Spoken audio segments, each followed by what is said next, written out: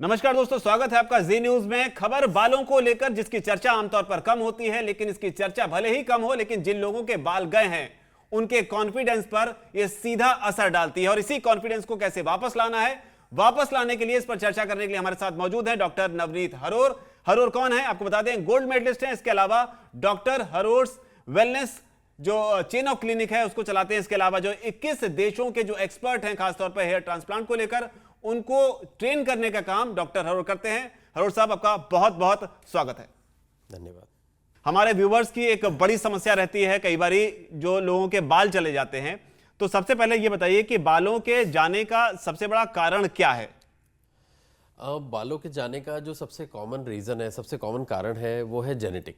जिसकी फैमिली में जैसे कि किसी के बाल गए हुए हैं, चाहे पिताजी के गए हुए हों, चाहे दादाजी के, चाहे चाचा साइड में या मामा साइड में, मतलब पेरेंटल साइड में, चाहे मदर की साइड से चाहे फादर की साइड से, तो उस जनरेशन में भी बाल गिरने के चांसेस बहुत ज़्यादा होते हैं। कई जनरेशन में हमने देखा है 3 जनरेशन में बाल नहीं है और किसी एक जनरेशन में बाल है भी, बट चांसेस ज़्यादा होंगे उन लोगों। तो ऐसा भी होता है कि इमीडिएट का फैक्टर ज़्यादा रहता है, जैसे मदर साइड में मान लो माँ के हैं, या मदर साइड में मान लो मामा के हो गए, फादर्स में चाचा के हो गए, या उसके पीछे भी अगर मान लो कोई हिस्ट्री रही है तो उसका भी इफेक्ट आगे 2 जनरेशन के बाद पड़ सकता है? बिल्कुल, पीछे के जनरेशन का इफेक्ट भी आगे की जनरेशन पे आ सकता है।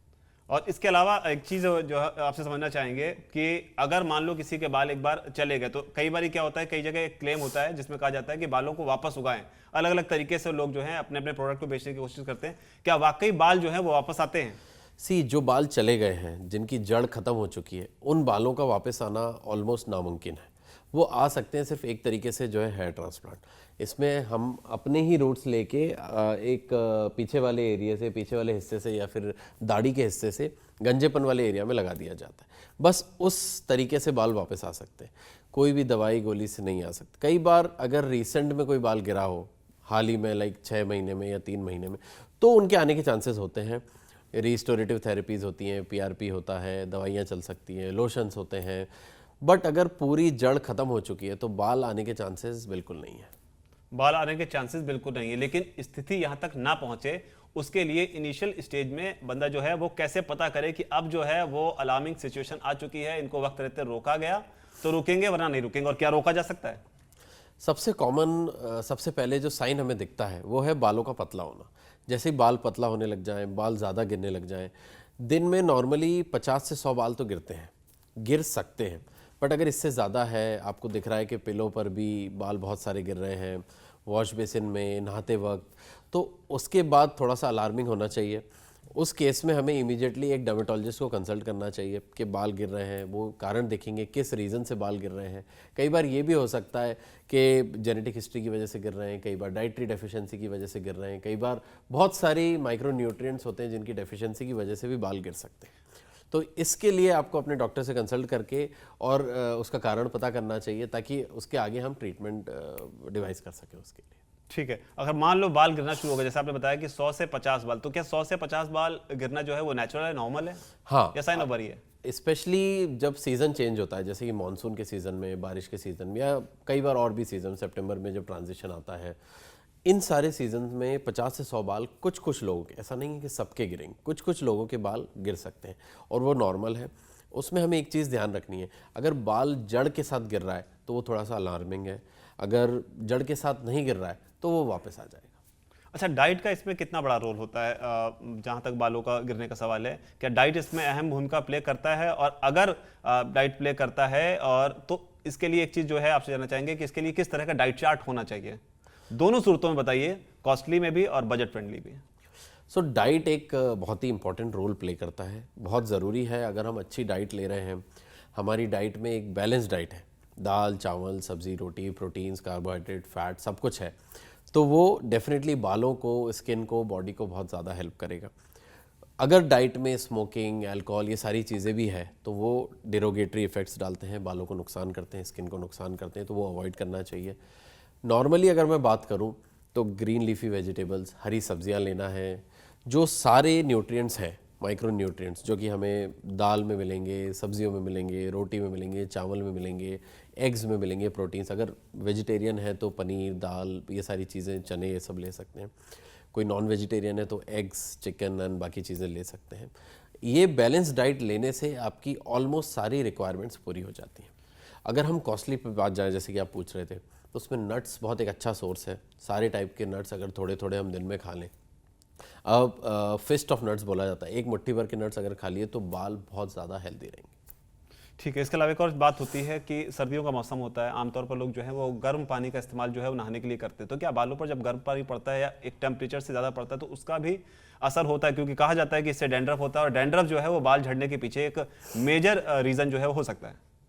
बहुत कॉमन है जब हम सर्दियों में गर्म पानी से नहाते हैं, गर्म पानी से नहाते ही डैंड्रफ जमा होने लग जाता है, स्किन पे ड्राइनेस आने लग जाती है, और थोड़ी भी ड्राइनेस आएगी, डैंड्रफ आएगा तो वो बढ़ता जाता है, क्योंकि वो यीस्ट है, वो एक इन्फेक्शन है, धीरे धीरे बढ़ता जाएगा, और जब वो बहुत ज़्यादा एक लिमिट से ज़्यादा बढ़ जाएगा तब बालों के गिरने के भी चांसेस हो सकते हैं। शुरू में बाल नहीं गिरते हैं, बट हाँ बाद में। तो हम अपने पेशेंट्स को हमेशा यही सजेस्ट करते हैं कि वो गुनगुने पानी से या ठंडे पानी से हेड वॉश, बहुत ज़्यादा सर्दी है तो जाहिर सी बात है कि बहुत ठंडा पानी नहीं यूज़ कर सकते, तब हल्के गुनगुने पानी से बाल धोएं। बॉडी के लिए हम कोई सा भी पानी यूज़ करें वो चलेगा, बट बालों के लिए गुनगुना पानी बहुत अच्छा रहेगा।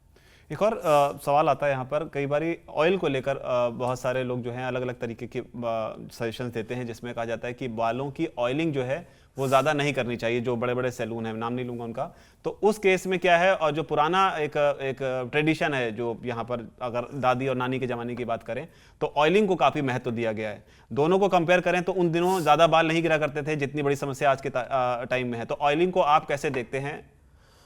अगर मैं साइंटिफिक बेस पे बात करूं तो स्कैल्प से कुछ भी एब्जॉर्ब तो होता नहीं है, तो अगर ऑयलिंग कर रहे हैं तो उसका कोई खास बेनिफिट नहीं है। प्लस ऑयलिंग अगर बहुत ज़्यादा होगी और किसी की ऑलरेडी ऑयली टेंडेंसी है स्किन की, जिनको फेस पे ज़्यादा दाने आते हैं या डैंड्रफ बहुत रहता है, तो उसमें ऑयलिंग करने से डैंड्रफ और ज़्यादा बढ़ सकता है, परेशानी को और बढ़ा सकता है। अगर हम बात करें पुराने ज़माने की, तो पहले खान पान बहुत अच्छा हुआ करता था, दाल सब्जी दूध सब कुछ अच्छा मिला करता, तो अपने आप बॉडी अच्छी रहती थी। और पहले के ज़माने में ऑयलिंग के साथ मसाज की जाती थी। मसाज से ब्लड सर्कुलेशन स्कैल्प का अच्छा होता है, जो हमारे सर का, तो उससे फ़र्क पड़ता था। आप मसाज करवा सकते हैं, बट ऑयलिंग अवॉइड करना चाहिए। ऐसा भी है कि ऑयलिंग जो है वो रात को करने के बाद में सुबह शैम्पू कर लो, वो भी कोई अगर ऑयलिंग किसी को बहुत ज़्यादा करना है, अगर लग रहा है कि बिल्कुल भी शाइन नहीं है, लस्टर नहीं है बालों में, तो वो कर सकते हैं 2-3 घंटे नहाने से पहले, और उसके बाद उसको वॉश कर लें। ऐसा नहीं है कि बहुत देर तक लगा के रखें, और वो भी 2 हफ्ते में एक बार या हफ्ते में एक बार कर ले, वो सफिशिएंट होगा बालों के लिए। तो ये तो हुआ बालों को कैसे झड़ने से रोकना है अगर इनिशियल साइंस मिल रहे हैं। लेकिन अगर चले गए हैं तो उसके बाद क्या किया जाए? उसके बाद जो एक ऑप्शन आता है वो आता है आर्टिफिशियल तरीका, इसको कहेंगे, जिसमें हेयर ट्रांसप्लांट है। कितना महंगा है, कितना इसको मेंटेन करना मुश्किल है या आसान है, क्या इसके साइड इफेक्ट है, वो सारी चीज़ें समझने की कोशिश करते हैं। डॉक्टर साहब ये बताइए सबसे पहले तो कि हेयर ट्रांसप्लांट जो है वो इंडिया में अब कितना पॉपुलर हो रहा है? अगर मैं बात करूं पिछले 6 से 8 सालों में, 6 से 8 साल पहले हम कम हेयर ट्रांसप्लांट किया करते थे, बट पिछले 8 सालों में ट्रांसप्लांट इतना ज़्यादा बढ़ गया है कि हर एक कॉमन मैन भी हेयर ट्रांसप्लांट की तरफ जाना चाहता है। क्योंकि जैसे ही बाल जाते हैं, गंजापन आता है, वो आपके कॉन्फिडेंस को बहुत ज़्यादा अफेक्ट करता है, और अगर एक बार कॉन्फिडेंस अगर अफेक्ट होना चालू हो जाता है तो डेफिनेटली डिप्रेशन, एंग्जाइटी, बहुत सारी चीज़ें आ जाती हैं। इसका सबसे बढ़िया सेफ और नेचुरल तरीका होता है, आप ही के बाल पीछे से लेकर, जहाँ डोनो एरिया बोला जाता है जिसको, जहाँ अच्छे बाल होते हैं, बैक ऑफ द स्कैल्प के पीछे वाले एरिया से, दाढ़ी से, छाती से, और वो लगा दिए जाते हैं गंजेपन वाले एरिया पे, जहाँ भी गंजापन होता है, उससे वो बाल नेचुरली और परमानेंटली ग्रो करते हैं। तो बहुत ही सेफ तरीका है, एक अच्छा ऑप्शन है। तो अच्छा, वो ग्रो भी करते हैं? बिल्कुल ग्रो करते हैं, क्योंकि वो आप ही के बाल होते हैं। जिसका गंजापन हो रहा है उन्हीं के पीछे के बाल लेके लगाए जाते हैं, इसलिए वो, क्योंकि वो खुद का बाल है, रूट्स के साथ लगाया गया है, इसलिए ग्रो करता है। अच्छा, एक और चीज़ समझना चाहेंगे कि इसके बारे में एक चीज़ कहा जाता है कि जो हेयर ट्रांसप्लांट का जो प्रोसेस है वो काफ़ी कॉस्टली है और सबके बस की बात है नहीं। तो ये मिथ है या ये सच्चाई है? मैं बात करूं टेक्नोलॉजी की अगर, तो आज से 10-12 साल पहले काफ़ी कॉस्टली हुआ करता था, हर कोई इसको अफोर्ड नहीं कर सकता था। बट आजकल साइंस ने इतना एडवांसमेंट कर लिया है, जो इसके इंस्ट्रूमेंट्स हैं उनकी कॉस्ट भी कम हो गई है, प्लस इंपोर्ट बहुत बढ़ गया है, आयात बहुत बढ़ गया है, प्लस इन सब चीज़ों से, प्लस इनकी दवाइयों से इसकी कॉस्टिंग कम हो चुकी है। तो आजकल एक कॉमन मैन भी इसको अफोर्ड कर सकता है। मैं ऐसा नहीं बोलूँगा कि कहीं बहुत ज़्यादा सस्ता ट्रांसप्लांट हो रहा है तो वो अच्छा है या बहुत ज़्यादा सस्ता भी, मतलब उसमें थोड़ा सा रिस्की अफेयर हो सकता है। बट हाँ, एक एवरेज नॉमिनल कॉस्ट में हेयर ट्रांसप्लांट हो सकता है बहुत ही अच्छे रिजल्ट के साथ। मैं ऐसा भी नहीं बोलूँगा कि बहुत ही महंगा अगर ट्रांसप्लांट है तो वो बहुत अच्छा है, नहीं। आपको देखना है अपने डॉक्टर के रिजल्ट्स, उन्होंने जिनका हेयर ट्रांसप्लांट किया उनके रिजल्ट्स कैसे हैं, उनके रिव्यूज़ क्या हैं, और ये सारी चीज़ें आपको लगता है, आप उनसे बात करते हैं, आप मिलते हैं, आपके डॉक्टर आपका हेयर ट्रांसप्लांट कैसे प्लान करेंगे और क्या तरीके हैं वो ढूंढते हैं और किस तरीके से वो प्लान कर रहे हैं, तो डेफिनेटली ये एक अच्छा अफेयर है। कॉस्ट की आपने बात की, कॉस्ट के बारे में एक चीज समझना चाहेंगे कि अगर आप बिल्कुल फैक्चुअल होकर अगर बताएं कि कितने से कितने तक की कॉस्टिंग आती है, एक एवरेज कॉस्टिंग कितनी है, अगर मान लो किसी को बहुत अच्छे लेवल पे कराना है तो उसकी कॉस्टिंग कितनी होगी, इस चीज को थोड़ा सा स्पेसिफिक अमाउंट के साथ बता सकते हैं? वैसे तो ये डिपेंड करता है नंबर ऑफ ग्राफ्ट्स पर, किसको कम ग्राफ्ट्स लगने हैं, किसी का सिर्फ आगे वाला एरिया गया है तो हो ग्राफ्ट सकता है ग्राफ्ट उनको- बोलें तो इसको थोड़ा सा और एक्सप्लेन करें। वही तो किसी के अगर सिर्फ आगे वाला एरिया गया हुआ है, जैसे कि हम देखते हैं साइड्स के बाल चले गए हैं या हेयरलाइन चली गई है, तो उसमें कम ग्राफ्ट्स लगते हैं, 1,500, 2,000, 2,500। ग्राफ्ट का मतलब होता है बाल, group of hairs. Group of hair. और एक ग्रुप ऑफ हेयर में एक बाल हो सकता है, 2 बाल हो सकते हैं, 3, 4, 5 कितने भी हो सकते हैं। यूजुअली हम एवरेज मान के चलते हैं 2 बाल, एक ग्राफ्ट में 2 बाल हो गए। तो डिपेंड करता है, 1,500 से 2,000 ग्राफ्ट्स, 2,500 ग्राफ्ट्स भी लग सकते हैं। तो अगर मैं कॉस्टिंग की बात करूं तो उसमें बहुत सारी टेक्निक्स होती हैं। बेसिक टेक्निक होती है, पहले FUT बहुत हुआ करती थी। FUT मतलब? FUT एक हेयर ट्रांसप्लांट की टेक्निक है जिसमें हम स्कैल्प के पीछे से एक स्किन की स्ट्रिप निकाला करते थे, उसको कट किया करते थे एक एक ग्राफ्ट में, एक एक ग्राफ्ट अलग किया जा सकता, एक एक ग्राफ्ट अलग किया जाता था और उसको इम्प्लांट कर दिया जाता। बट एक ऑब्सोलीट पुरानी टेक्निक हो गई है। अब FUE ज़्यादा यूज़ किया जाता है क्योंकि इसमें कोई टाँके नहीं लेने, हमें कोई स्किन कटिंग नहीं करनी है और पूरा डोनर एरिया हम यूटिलाइज कर सकते हैं। एक एक बाल निकाला जाता है इसमें, ताकि पीछे की डेंसिटी भी अफेक्ट नहीं होती है, यूजुअली कोई साइड इफेक्ट्स भी नहीं आते। तो कॉस्ट कितने तक बैठती है? तो अगर मैं बात करूं मिनिमम, क्योंकि जो लोअर टेक्निक होती है, जो नॉर्मल FUE होती है और बहुत एडवांस टेक्निक्स होती हैं, अल्ट्रा रिसेप्टिव FUE टेक्निक, तो कॉस्ट वेरी करता है। बेसिक से अगर चालू करें तो 50,000 से लेकर ये 5 से 6 लाख तक जा सकता है, डिपेंडिंग ऑन द टेक्निक, कितना ग्राफ्ट रिक्वायरमेंट है, गंजेपन का एरिया कितना है। कई लोगों को बॉल्डनेस पूरे पीछे तक होती है, तो हो सकता है एक सेशन में ना हो पाए, 2 सेशन या उससे ज़्यादा सेशन लगे, तो उस हिसाब से कॉस्ट वेरी करती है। और ये भी कि किस शहर में रहते हैं आप, किस शहर में रहते हैं, किस डॉक्टर से करवा रहे हैं, डॉक्टर का क्या आपने इंस्ट्रूमेंट्स यूज कर डॉक्टर रहे का आपने जिक्र किया, डॉक्टर के बारे में समझ जाएंगे, डॉक्टर किस तरीके से चूज करें? हैं। डॉक्टर इसमें चूज़ करना बहुत ईजी है। इसमें सिर्फ आपको अपने डर्मेटोलॉजिस्ट के पास जाना है। डर्मेटोलॉजिस्ट या फिर प्लास्टिक सर्जन ही हेयर ट्रांसप्लांट को एग्जीक्यूट कर सकते हैं, और उनके पास टीम भी जो होती है वो भी अच्छी होनी चाहिए, टीम ट्रेंड होनी चाहिए, एक्सपर्ट टीम होनी चाहिए। ऐसा नहीं, क्योंकि ये एक टीम वर्क है, इसमें 6 से 8 लोग लगते हैं। तो अगर आप अच्छे डर्मेटोलॉजिस्ट के पास जा रहे हैं, वो आपको सही सलाह दे रहे हैं, वो आपको एग्जामिन करेंगे, देखेंगे क्या प्रॉब्लम है, कितना ग्रेड है, और उसके बाद बहुत इजीली वो प्लान किया जा सकता है। इस पूरे प्रोसेस में कितना समय लगता है? अगर थोड़ा सा एरिया है तो वो 3 से 4 घंटे में हो जाता है, बड़ा एरिया है तो कई बार पूरा दिन भी 6 से 8 घंटे लग जाते हैं। तो वो एक दिन का ही अलग अलग सिटिंग जैसा? हाँ, अगर किसी को बहुत ज़्यादा बड़ा एरिया है, जैसे आपने देखा होगा कई लोग आगे से पीछे तक गंजापन हो चुका होता है, सिर्फ डोने एरिया या पीछे वाली एक पट्टी बची होती है, तो उन केस में 1 से ज़्यादा सेटिंग्स लग सकती है। अच्छा, इसमें एक और चीज़ है कि जो जिस शख्स को गंजापन हुआ है, क्या हर शख्स जो है वो हेयर ट्रांसप्लांट करवा सकता है, या उसमें भी डिपेंड करता है कि इस तरह के लोग जो हैं वो नहीं करवा सकते हैं, या इस तरह के लोग जो हैं वो इसके लिए फिट हैं? ये बहुत ही ठीक सवाल है, क्योंकि कई लोग हमसे ये पूछते हैं कि मैं करवा सकता हूँ या नहीं। तो उसमें जिनको सीवियर डायबिटीज़ या BP का प्रॉब्लम है, तो पहले, या कोई बहुत बीमारी है थायराइड की, तो पहले हम लेवल्स को कंट्रोल करते हैं। जैसे ही उनके BP शुगर लेवल्स कंट्रोल हो जाते हैं, तब हम हेयर ट्रांसप्लांट के लिए जाते हैं। मतलब लगवा सारे लोग सकते हैं, लगवा सारे लोग सकते हैं। एक तरीका उसका थोड़ा सा बदल जाता कुछ है। बहुत ही अगर एडवांस बीमारी है या कोई इम्यूनोसप्रेशन है, कोई कैंसर है, तब हम अवॉइड करते हैं, अदरवाइज हम बाकी सारे केसेस में कर सकते हैं। इसके अलावा एक और चीज़ है, रिस्क फैक्टर की बात होती है। ट्रांसप्लांट करने के प्रोसेस में क्या किसी तरीके का कोई रिस्क भी होता है? इसमें सबसे पहले अगर आप अपने डर्मेटोलॉजिस्ट के पास गए हैं, वो आपको एवेल्युएट कर रहे हैं, वही डर्मेटोलॉजिस्ट जो हेयर ट्रांसप्लांट करते हैं, उनके पास आप जाके ये असेस करवा सकते हैं कि वो फिट हैं या नहीं। अगर आप फिट हैं, आपके डॉक्टर ने, आपके डर्मेटोलॉजिस्ट ने बोल दिया कि हाँ हेयर ट्रांसप्लांट हो सकता है, तो बेफिक्र होकर जाइए, कोई दिक्कत नहीं है, क्योंकि वो पहले ही असेस कर लेंगे कि कुछ प्रॉब्लम है, कोई बीमारी है, या डोनर एरिया कम है, या पीछे से बाल नहीं निकल सकते, या कोई बहुत सारी चीज़ें हो सकती है। उस केसेस में वो पहले ही इस चीज़ का डिसीजन ले लेंगे कि हेयर ट्रांसप्लांट हो सकता है। एक बार डिसीजन ले लिया तो हेयर ट्रांसप्लांट अच्छे डॉक्टर से आप करवा रहे हैं तो 100% सक्सेसफुल होगा। होने के बाद भी किस तरह के कोई साइड इफेक्ट्स जो है वो नोटिस किए गए हैं? ये मिथ है, बहुत लोग बोलते हैं कि बहुत ज़्यादा साइड इफ़ेक्ट्स होते हैं, बहुत सारी चीज़ें हो सकती हैं, बट एक चीज़ समझना है हमें, इसमें आगे चल के कोई साइड इफ़ेक्ट नहीं होता है, क्योंकि बाल आप ही का लिया जा रहा है, आप ही के शरीर से बाल लेके एक एरिया से लेके दूसरे एरिया में लगाया जा रहा है। कई बार लोग सोचते हैं हाँ 2 से 3 दिन थोड़ा सा डिस्कम्फर्ट रह सकता है, क्योंकि सोने में हल्का सा करवट लेने में थोड़ा थोड़ा डिस्कम्फर्ट होता है, बट 2 से 3 दिन के बाद आप नॉर्मल लाइफस्टाइल जी सकते हैं, अपना ऑफिस ज्वाइन कर सकते हैं, जो भी आपके काम है वो कंटिन्यू कर सकते हैं। सस्टेनेबिलिटी की बात करेंगे यहाँ पर कि बाल आपने लगवा लिए, 50,000 से 5 से 6 लाख तक का खर्चा भी कर दिया, अब ये कितने दिनों तक टिकेंगे? क्या ये लाइफ टाइम रहेंगे या इसके लिए साल 1.5 साल के बाद में फिर दोबारा से कुछ टचअप या कुछ इस तरीके का होगा? इसमें आता है डॉक्टर का स्किल और एक्सपर्टीज़ और उनका एक्सपीरियंस। अगर जैसे कि डोनर तो दिख रहा है आपको, पीछे वाला बाल तो बहुत सारा होता है उसमें से, तो इसमें भी जोन्स होते हैं। एक होता है परमानेंट जोन, जहाँ का बाल हमेशा लाइफ लॉन्ग रहेगा, और उससे ऊपर और नीचे के जो जोन्स होते हैं वो नॉन परमानेंट या सेमी परमानेंट जोन्स होते हैं। उससे अगर बाल ले लिए जाते हैं तो वो जल्दी गिर सकते हैं, इसलिए डॉक्टर और अच्छे क्लिनिक में जाना बहुत ज़रूरी है। अगर परमानेंट जोन से बाल लिया गया है तो वो पूरी लाइफ रहेगा, कोई दिक्कत नहीं।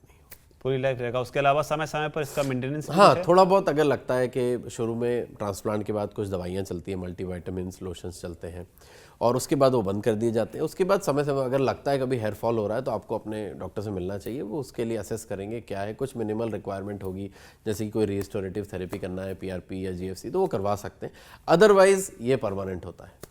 उसके अलावा एक और चीज़ जानना चाहेंगे कि ये तो आपने जो बताया उसमें मैक्सिमम जो है वो मेल की समस्या रहती है, लेकिन कुछ केसेस में ऐसा भी देखा गया है कि फीमेल्स को भी इस तरह की दिक्कतें होती हैं, जहाँ पर बाल जो हैं वो झड़ गए हैं, झड़ने लगे हैं या थिक हो रहे हैं। इस केसेस में आप फीमेल्स को क्या सजेशन देना चाहेंगे?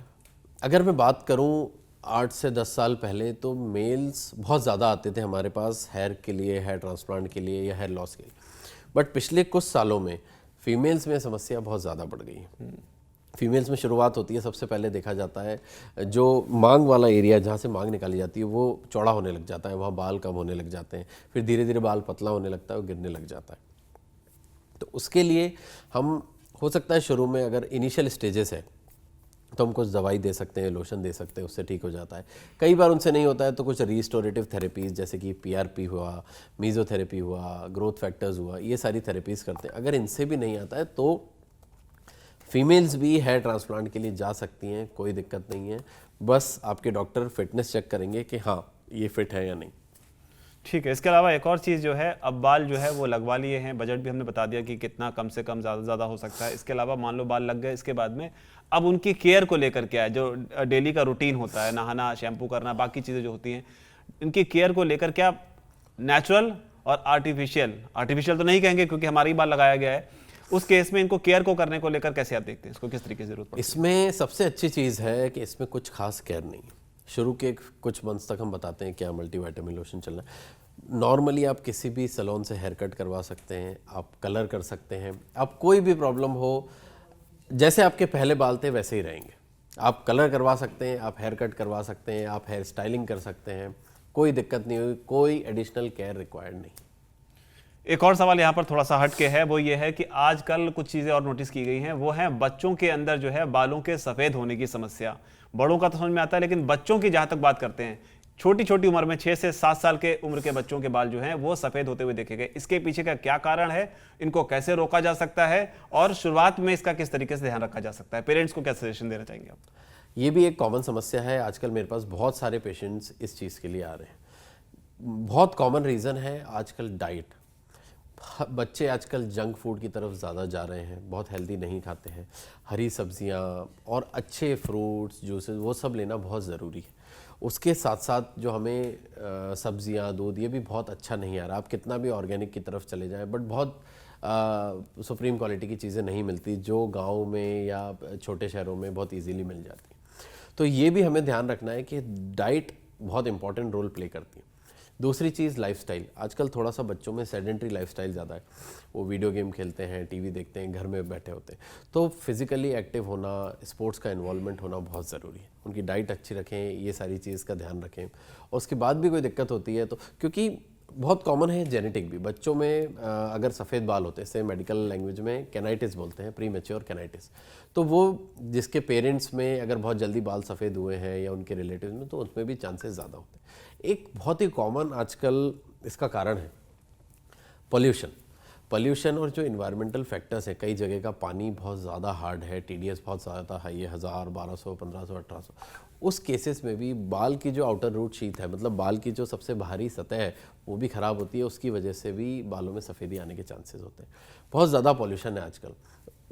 उन कारणों से भी हमने देखा है कि आजकल बच्चों में बहुत जल्दी ग्रेइंग देखी जाती है।